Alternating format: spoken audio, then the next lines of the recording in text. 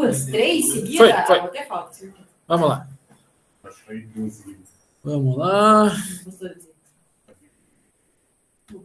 Bom, hoje a gente vai perder a sequência aí dos artigos em 2022, porque, na verdade, vocês vão ver no final desse artigo aqui que ele indica a possibilidade de realizar um novo artigo, porque provavelmente os autores já estavam fazendo esse outro artigo que eles sugeriram, né? E esse outro artigo saiu em 2022. Então, na verdade, eu estava lendo esse de 2022, só que eu pensei, bom, a gente vai pegar o negócio bom de andando, então eu achei melhor trazer esse mais geral no começo, para entender e tal, e daí daqui um mês aí, mais ou menos, mais para frente, a gente lê esse outro, até porque ele tem um aprofundamento um pouco maior e tal, vai exigir um pouco mais de neurônio, né? Um dia chuvoso aí não ia funcionar muito bem, né? No dia de sol já não funcionava, no dia chuvoso. Então, eu trouxe esse que na linha do tempo, né? É interessante até isso, porque esses grandes artigos, esses grandes pesquisadores, geralmente têm uma linha do tempo, tem um raciocínio, né? Tem uma progressão de aprofundamento. Então, é interessante também, porque às vezes você pega um artigo que você acha, putz, esse artigo é que a gente leu, né? Por exemplo, aqueles da New England lá.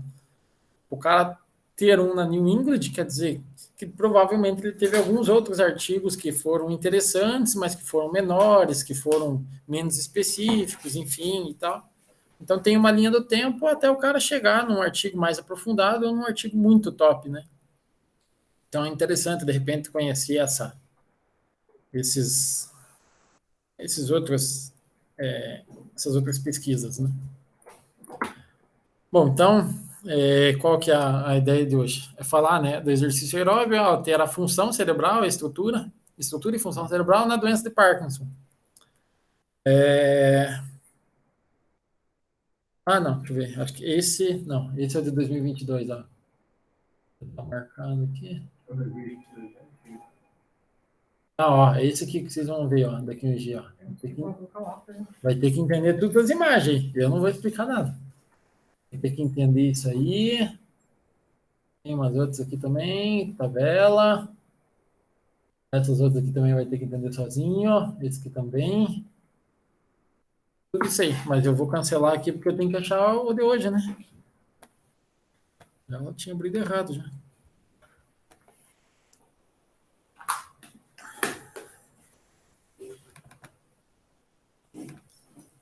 Não achei.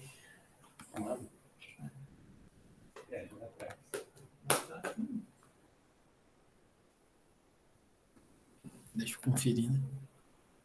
Tem aqui também. Isso.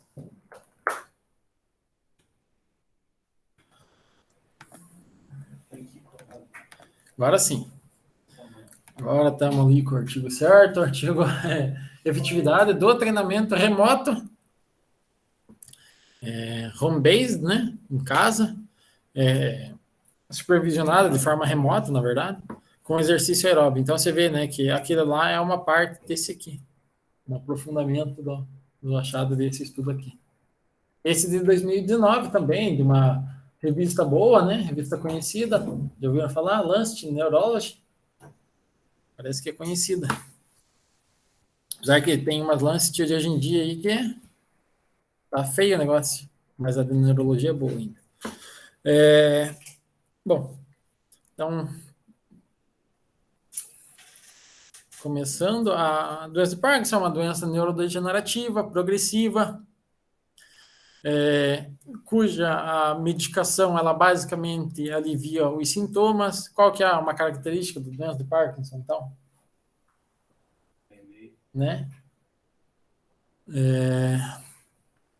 Outra forma de tratamento, né, que pode aliviar os sintomas é esse tratamento não farmacológico, né, entre eles o exercício físico.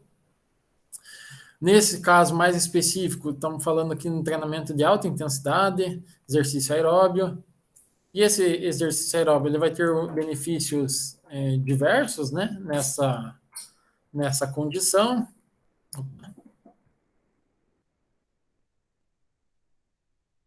No entanto, nem todos os trabalhos com exercício físico demonstram ali uma melhora propriamente dita na severidade da doença, mais específico, né? Às vezes melhora assim sintomas, às vezes melhora uma questão de física, funcional e tal, mas nem sempre é observada uma melhora específica de severidade. Então, você vai fazer lá um questionário para avaliar a severidade da doença, para ranquear, né? A gente estava falando hoje da esclerose. Então, se fosse esclerose, você gostaria que o EDSS diminuísse. Quanto mais próximo do zero, melhor. Se diminuiu, melhorou a escala da doença específica. Nem todos os estudos apontam isso. No entanto, esse Sparks Trial aqui, que é um grande estudo que foi realizado, geralmente quando tem essas siglas aqui, são estudos grandes, demonstrou que o exercício aeróbio de alta intensidade teve benefício motor importante para esses pacientes sem medicação. E, bom, baseado nisso, baseado nesse entendimento, e era eu não sei se eu comentei ali, já me esqueci, mas o Sparks ali foi realizado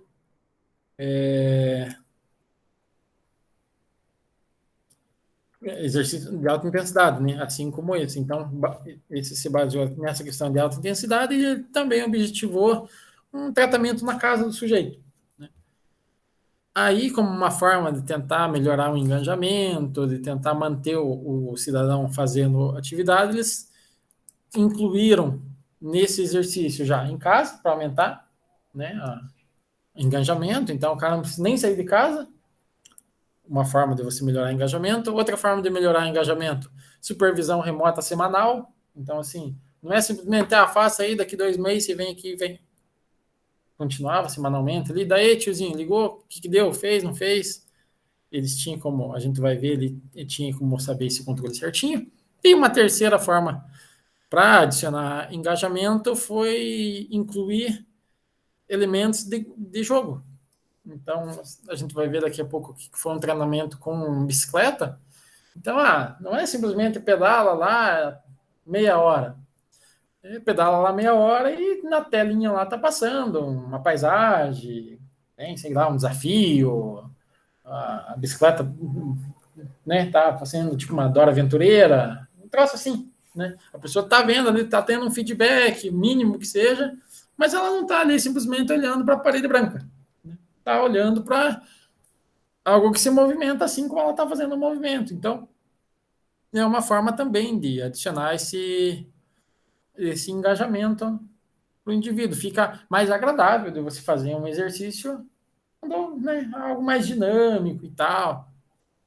Beleza. Então, o objetivo basicamente foi observar esse tipo de intervenção com um exercício aeróbico de alta intensidade nesses sinais motores da doença de Parkinson. No caso, seria uma doença de severidade moderada, leve, na verdade, né? Não é nem moderada, leve, que segue um tratamentos convencionais, né? Comuns. E aí, agora a gente falando, partindo aqui especificamente pro método, a gente vai ver aqui algumas coisas interessantes, né? Então, doença de Parkinson leve, pessoas que não atingiam a meta de exercício aeróbio recomendado, então seriam indivíduos mais sedentários mesmo, né? De 30 a 75 anos, com medicação estável, né? Então não era um indivíduo que ficava trocando medicamento de tempos em tempos.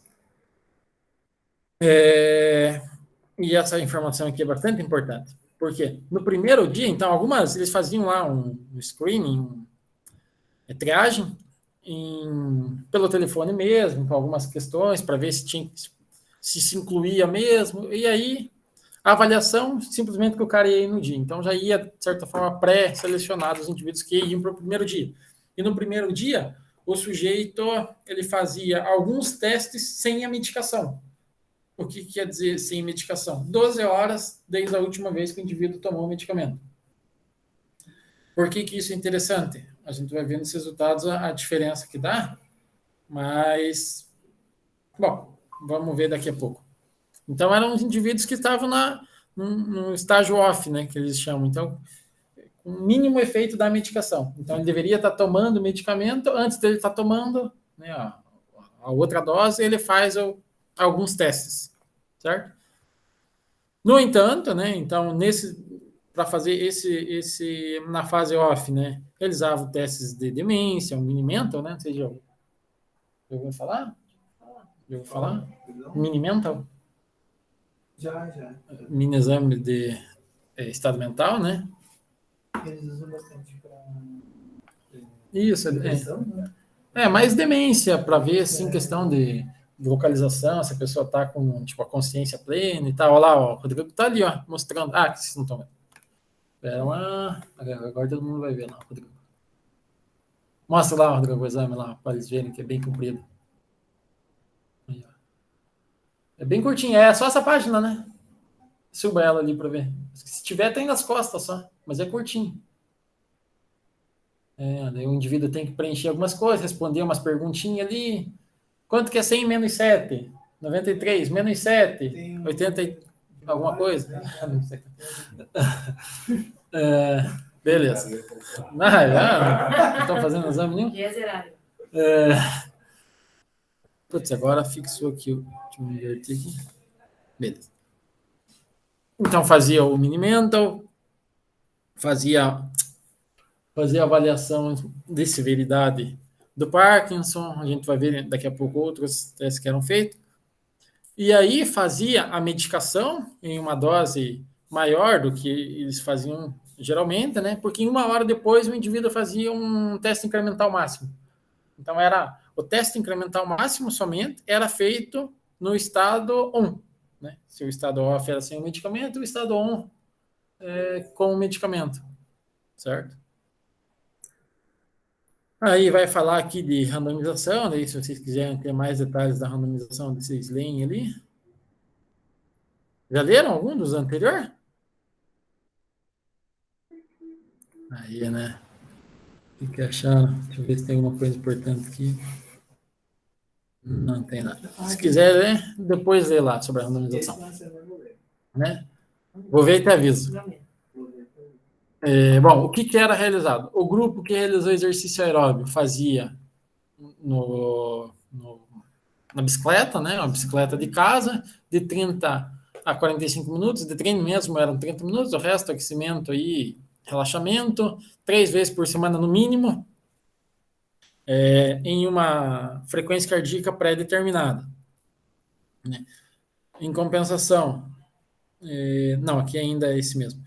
Então, com realidade virtual, né, e alguns vídeos, então, assim, o indivíduo ia fazendo ali e passava vídeos de indivíduo pedalando, sei lá, o que passava, mas tipo, Volta da França, tá aquela galera de ciclista ali e tal, não sei o que, daí a pessoa pedalando, de repente, né, uma forma de motivar. Ou então o software mesmo lá, Dora Aventureira, essas coisas. É para ter essa experiência de game ali. Com a frequência cardíaca, nessa zona, a frequência cardíaca ela era aumentada também, então começava ali de 50% a 70% da frequência cardíaca de reserva, chegando até 80% da frequência cardíaca de reserva. O indivíduo usava, né, um monitor no peito. Daqui a pouco acho que dá mais detalhes ali. Em relação ao grupo controle, era um grupo que ainda orientado, fazia um fortalecimento, flexibilidade, relaxamento, simplesmente para não ficar parado, né, 3 vezes por semana, 30 minutos da sessão. Nos 2 grupos, outra forma de aumentar o engajamento, aplicativo, motivacional, coaching, já que o coaching, no meu caso, diminuiria. Coaching, desisto. Né? Mas é uma forma, de repente, de aumentar o engajamento e tal. Então, você vê que o investimento, né? Legal, né? Investimentozinho. Bicicleta, software. A gente vai ver ali o naipe do software, para vocês verem que o troço era bom. Aplicativo, né? Não é para qualquer um. Intervenções de 6 meses. Todos os indivíduos, né? Todas as atividades na bicicleta era salvo automaticamente. Então você vê que não é simplesmente uma bicicleta, é uma bicicleta que tem um software que está salvando todas as atividades na bicicleta. Então era possível ver o quê? Era possível ver a frequência cardíaca que o cara fazia, né? A média de frequência cardíaca, quando ele estava com a frequência cardíaca no alvo, né? Porque era sincronizado ali com o monitor. Então se vê que é um negócio, né? Por mais que seja na casa e supervisionado de maneira remota, era uma supervisão de verdade, né? Ali as avaliações são feitas em tempo zero, né? E após os 6 meses, foram vistos também os eventos adversos de maneira retrospectiva. E de uma maneira mais específica ali, cada questionário, depois vocês pesquisam exatamente o que é cada questionário e tal, mas foi utilizado o mais utilizado dos questionários para Parkinson, que é esse MDS, o PDRS, feito, né, naquele estágio off, mas depois a gente vai ver que também foi feito na na fase on, né, depois do medicamento, que é basicamente uma escala, né, da doença propriamente dita. Aí foram utilizados diversos outros questionários também, como avaliação de equilíbrio, avaliação da marcha, teste de caminhada, queda, depressão, ansiedade, fadiga, teste de trilha, qualidade de vida, o VO2 máximo, né, no teste máximo, aderência também foi registrada. Então foi um negócio bem legal, bem amplo. Depois vocês podem olhar ali, procurar depois cada questionário certinho e tal, e observar. E isso é importante que nós estávamos falando hoje, né? De repente, surgiu semana que vem paciente com Parkinson e vai ter lá na reunião da neuro, é o caso desse sujeito. Daí eu pego lá o MDS, o PDRS e eu consigo fazer a classificação do nível de severidade, né? Então é interessante. Bom, eu marquei aqui na parte estatística, geralmente a gente pula tudo, né? Nossa, tá horrível aqui na tela, né? Eu não sabia se era meu óculos. Não, tá horrível. Agora que eu olhei aqui, nossa, tá bem horrível na TV. Geralmente eu pulo direto, né? Análise estatística, porque ninguém entende nada mesmo. Mas hoje eu grifei algumas coisas aqui que é interessante, mais para comentar. Eles calcularam o poder da amostra, então talvez vocês já tenham ouvido falar, provavelmente ouviram falar na aula de estatística, certamente ouviram, vocês esqueceram, mas foi dito. Cálculo amostral e tal, que tem uma forma que você consegue calcular quantos indivíduos tem que ter na tua pesquisa, né? O certo é fazer isso, geralmente não é feito, né? Geralmente é feito de uma maneira retrospectiva e tal. O ideal é sempre fazer antes, né? Mas dá para fazer depois também, né? Daquele jeito. Eles fizeram todo o cálculo e observaram que era necessário 67% para ter um poder de 80%, levando em consideração que cerca de 20% ia sair fora. Aí utilizaram para realizar a análise. A gente geralmente ouve falar ANOVA. Esse foi o ANCOVA. ANCOVA inclui as covariáveis na análise. E ele utilizou a forma de intenção para tratar. Já ouviram falar? Claro que já ouviram falar, porque eu falei já numa aula, viu? Você não presta atenção? Eu já falei numa aula, se não me engano, de miastenia até. Não lembro qual que foi a aula, mas era uma aula que eu estava lá no ambulatório, lá de baixo. Não, vocês não estavam, vocês podem falar. Se eu tivesse escutado, eu tinha certeza que eu ia guardar. Mas o que é a análise de intenção para tratar? É muito fácil de lembrar isso quando pensa em medicamento. Quando é exercício, não é tanto, mas quando é medicamento, é batata. Por exemplo, eu estou tomando esse medicamento aqui laranjado e esse é o convencional para a doença. Todo mundo toma esse aqui. Aí, o que acontece? Né? Eu crio um novo medicamento, que é esse vermelho aqui, ó. Né? Então, tem o laranja, que é o que todo mundo toma, né? E tem o vermelho, que é o novo, que eu quero testar. Só que eu não sei os resultados do vermelho. Ninguém sabe. Pode ser que funcione esse troço, pode ser que seja melhor, pode ser que seja pior. Não sei. Eu sei que esse aqui tem o resultado X. Esse aqui ninguém sabe, por isso que está sendo testado. O que acontece? Vai ser randomizado lá, né? Vai ser aleatório. Então, sorteou, metade ficou com esse, metade ficou com esse. O que acontece? No meio ali do tratamento e tal, ao longo do estudo, às vezes é um estudo longo, o que que acontece? Está sendo observado que esse medicamento aqui está com uma eficácia ruim. Então, o indivíduo aqui, às vezes, está morrendo, às vezes está... Esse aqui é melhor, basicamente, né? Esse aqui continua sendo melhor. O clássico é o melhor. E aí, vai precisar sair lá, Rodrigo? Tá, vamos esperar um pouquinho lá. Acho que o Rodrigo vai precisar abrir a porta lá para alguém. Agora acho que está tendo umas aulas de judô, uns troços assim lá no ambulatório. Tá voltando já. Não, vai buscar a chave. Vamos esperar ali um pouquinho.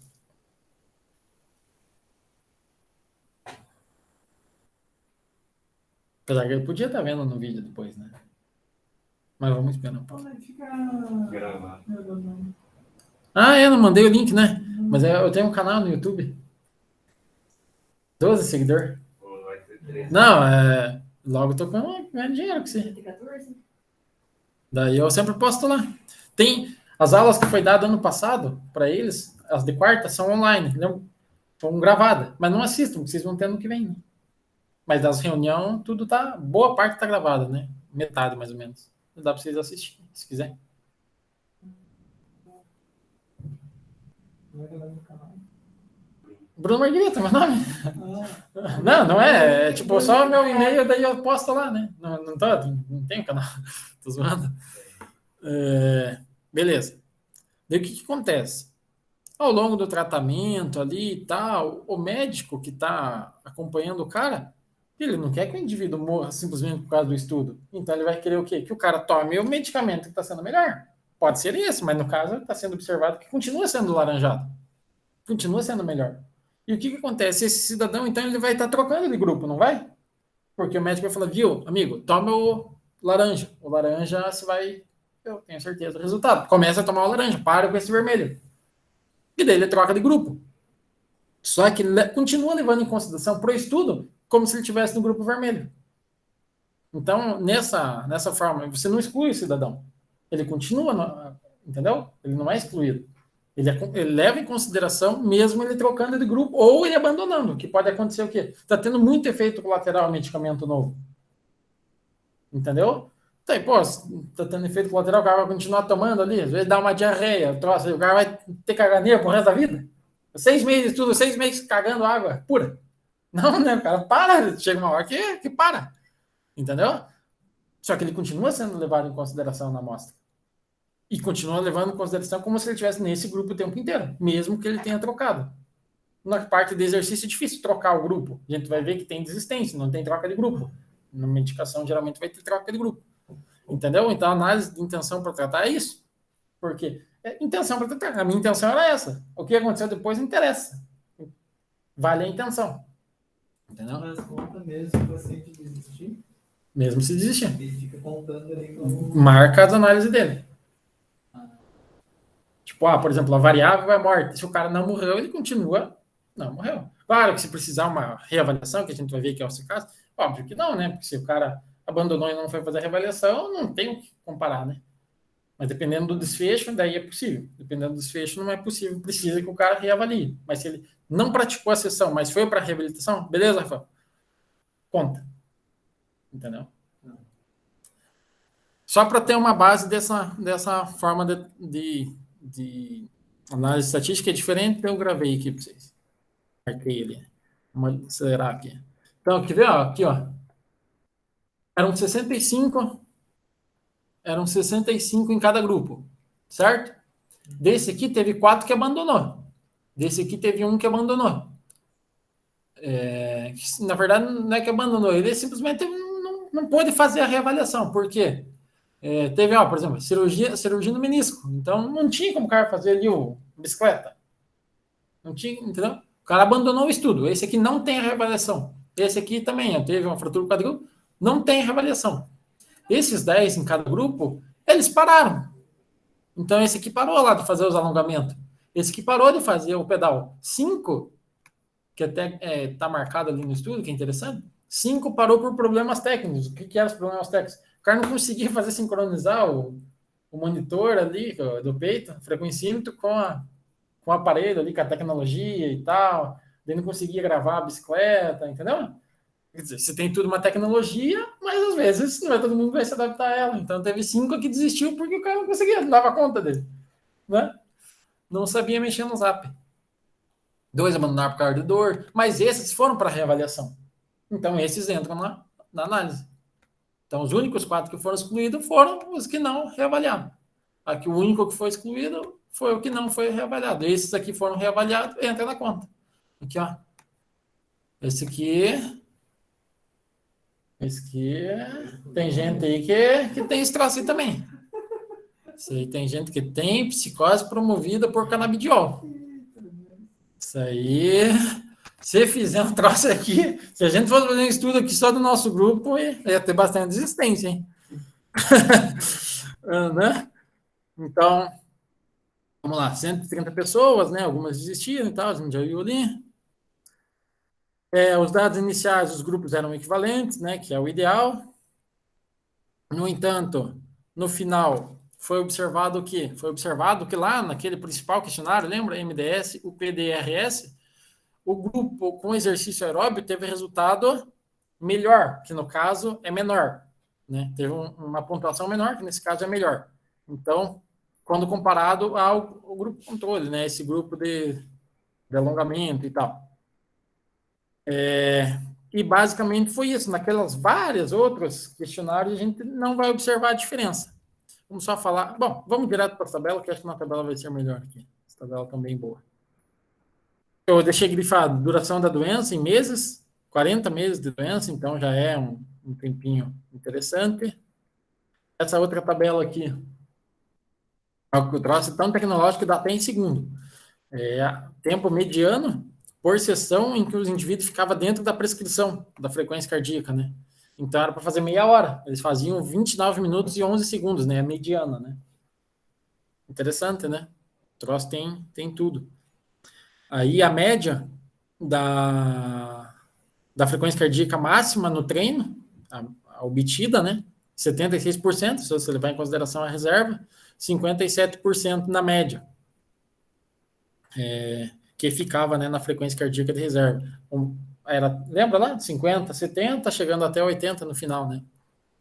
Então, daí a média, obviamente, vai ser menor, porque passa mais tempo, né, fazendo com menos do que fazendo com mais. Até porque daí tem também aquecimento, relaxamento, isso sempre vai pesar para ser menor do que vai ser mais perto de 50 que do 80. Aí tem também aqui, né, não grifei, mas quantas vezes por semana, se faziam mais de 3 por semana, se faziam de 2 a 3, menos do que 2, tem o percentual que é bem parecido entre os grupos ali. A mediana do número de sessões por semana, também bem parecido.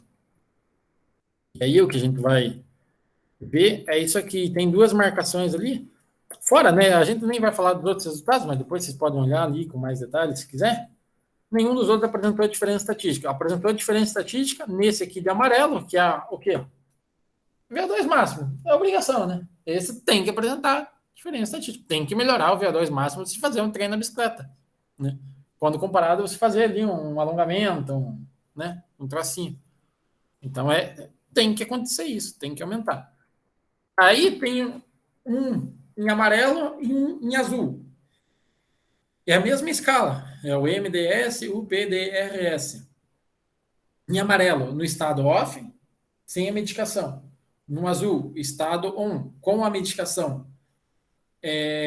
Teve diferença estatística com a medicação?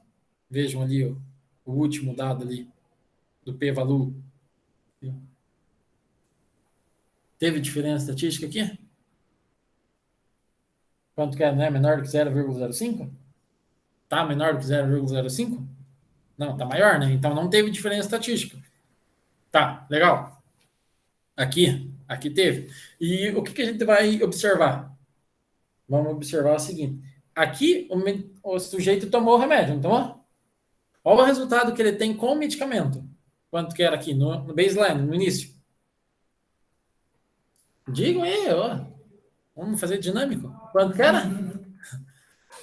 Quanto que é o resultado? Quantos pontos no questionário ali? No baseline, isso aqui. 19,4. 19,4. Com a medicação, 6 meses depois. O que está acontecendo no cara? Tá piorando. Está piorando. E o outro grupo? 17,4. 6 meses depois, mesmo tomando medicação normal, 20,3. Então, o que a gente consegue ver aqui? O indivíduo está piorando. O indivíduo está piorando. Tá, vamos pegar sem medicamento, então. Assim, sem medicamento a gente está falando, né? Levando em consideração 12 horas depois e tal.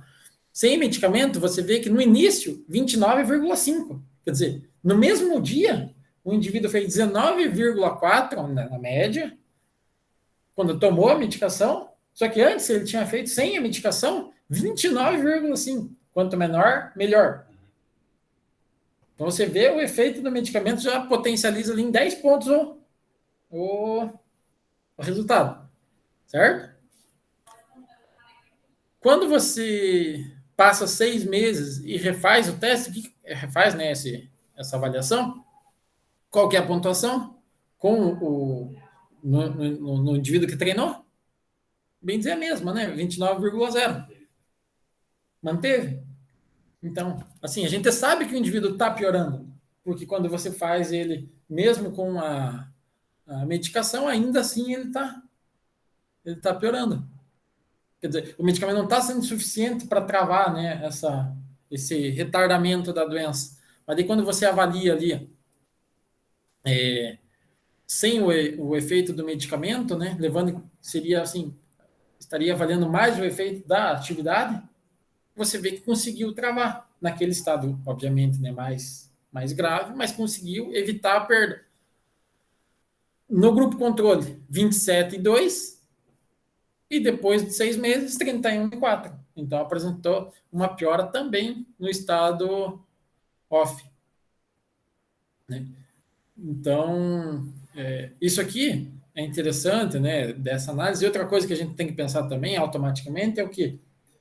Que dependendo do que você for avaliar, do tipo de trabalho que você for fazer, do tipo de pesquisa que você for realizar, que o simples fato de você não saber, de repente, que horas que o indivíduo tomou o medicamento, arrebenta com o teu estudo. Se você fizer se vocês, por exemplo, não tem nada a ver o medicamento, nada a ver, nem tô nem aí. Fez o melhor treino, puta merda, massa mesmo, da hora, treinão. Só que ele não se preocupou. Daí teve uns que fizeram ali, que tinha acabado de tomar o medicamento, tinha uns que 2 horas depois, uns 4, não se importou. Daí chega lá no resultado, não deu diferença nenhuma. Puta, exercício nem serve para nada. Entendeu? Agora, se você levar em consideração, às vezes, essa condição do medicamento, então a gente já vê aqui que o medicamento já está proporcionando um resultado diferente no teste, né? Então já está melhorando bastante o teste. Então é uma das coisas também que a gente tem que tomar cuidado, né? Geralmente quando está assim nessa área de saúde, é ver esse tipo de coisa, se tem uma influência do medicamento, se não tem influência, porque se tem influência do medicamento, é muito difícil melhorar, né? Porque, teoricamente, o medicamento já está fazendo um grande esforço para melhorar, né? Então, vai melhorar o quê? Se já está no seu potencial máximo, né? Beleza, daí vocês podem ver os outros resultados ali, se quiser. O teste de trilha aqui, o pessoal gosta aí. Isso aí é bom de fazer. Isso aí é bom, de repente, nos AVC, numas aulas da neuro aí, está na dúvida se o cara está com parte cognitiva bom, faz o teste de trilha. É basicamente aquele troço de criança lá, que tem 1, 2, 3 meio espalhado, que você tem que ficar arrastando ali, ligando as pontas. Troço simples que se imprime ali de graça, né? Leva uma caneta ali que já é a tua e pede para o cara tentar preencher ali. Você vê coisa cognitiva e tal. É um diferencial, de repente, para aula lá. Fica bonito para você. Eventos adversos, né? Alguns relacionados com exercício, mas a maioria não estava relacionado. Teve ainda 2% que estava relacionado com uma gravidade maior do que leve. Então, o que era? Alguns eventos que aconteciam, dor, palpitação, queda, a maioria desses não relacionados, né, com esforço, geralmente relacionado com esforço, algum aceleramento ali, né, uma arritmia leve, nesse caso a queda não teve relação, né, nesse estudo especificamente, mas às vezes pode acontecer de ter uma queda relacionada ao esforço, mas aqui nesse caso foi mais questão de dor mesmo. Já começa a discussão aqui para nós voltar. Então, basicamente, né, o que foi observado? Observado, né, que esse tipo de exercício, mesmo na casa, na bicicleta, de alta intensidade, foi interessante para melhorar essa questão da doença, evitar o retardamento da doença, com uma aderência boa, uma aderência legal, né, a gente viu ali mais do que 50%, mais do que 70%, na verdade, dos indivíduos fazendo mais do que 2 vezes por semana, no mínimo 2 vezes por semana. Ele vai falar de resultados de outros estudos com outros tipos de intensidade, ressalta, né, a importância desses outros componentes, né, que para aumentar a aderência, que nesse caso que foram vários, né, acabou sendo talvez isso o motivo de uma aderência tão boa, que atenuar essa piora no prejuízo motor do exercício aeróbio nessa condição é clinicamente importante, porque um dos prejuízos desses indivíduos é a questão motora, né? Não é um prejuízo esperado no hipertenso ter prejuízo motor. Não tem nada a ver com parte motora, a hipertensão. Então, se na hipertensão você tem um ganho funcional, pô, bacana, legal, mas não é clinicamente relevante. Agora, numa doença neurodegenerativa, é importante. Pô, cara, a tendência é continuar ter uma cada vez menor capacidade de andar sozinho, por exemplo. E aqui foi observado que o cara melhorou nesse sentido. Então, relevante clinicamente também. A discussão desse artigo tá legal, vale a pena ler depois em detalhes ali. Ele fala, né, dessa questão, dessa diferença no on e no off, né, com a medicação, sem a medicação. Ele vai falar, né, isso que a gente já comentou, que a possível explicação, né, para estar relacionado, né, com o medicamento. Então, o medicamento ele já faz o seu papel. Quando não tem o medicamento, o exercício físico estaria auxiliando nesse sentido, né, de estar promovendo essa melhora, esse restauramento, essa restauração, essa reposição, talvez, de transitória de dopaminérgicos. Então, de certa forma, o exercício físico estaria fazendo a vez ali, né, do medicamento. Então, quando tem influência do medicamento, talvez o potencial ali num teste não seja tão importante, mas daí quando você tira essa questão do medicamento, se sobressai aquele indivíduo que é mais ativo, né, que está com melhor condição, nesse caso, o indivíduo que fez o treinamento na bicicleta. Aí eles comentam aqui sobre os resultados dos outros testes, que não foram obtidos diferentes, não foi obtido melhor em comparação aos grupos, e eles falam que possivelmente está relacionado com um resultado que já era bom, então melhorar o que é bom fica difícil e tal, levando em consideração que o indivíduo está tendo prejuízo ao longo do tempo. Um miguezinho, né? Mas tudo bem. Poderia, né? Muito bem ter essa diferença, né? Poderiam ter discutido melhor nesse sentido também, mas está tudo certo. Aí também outro miguezinho bonito aqui, em relação de não ter benefícios não motores, né? Então, a gente falou, né? Testes cognitivos, ansiedade, depressão. Olha só como a Sabrina fica intelectual, assim, ó. É intelectual, assim, Sabrina, agora. A clean ali, tudo.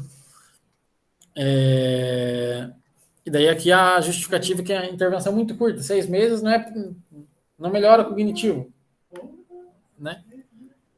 Bom, né? Miguezinho tomou conta nesse aqui, né?